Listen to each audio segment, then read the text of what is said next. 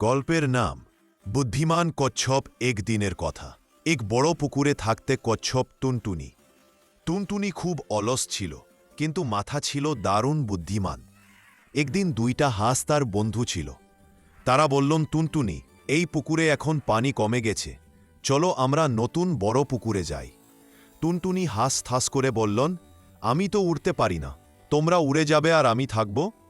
তখন এক হাঁস বললেন, আমাদের একটা বুদ্ধি আছে, আমরা দুজনে একটা লাঠি ধরব আর তুমি মুখে কামড়ে ধরো, কিন্তু সাবধান, মুখ খুলবে না, না হলে পড়ে যাবে।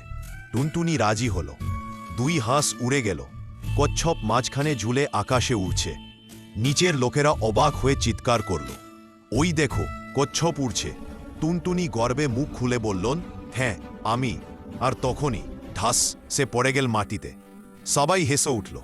টুনটুনি বললেন, ঠিক আছে, এবার বুঝলাম, অতিরিক্ত কথা বললে পড়ে যেতে হয়। নৈতিক শিক্ষা, বেশি কথা বললে বিপদ আসতে পারে।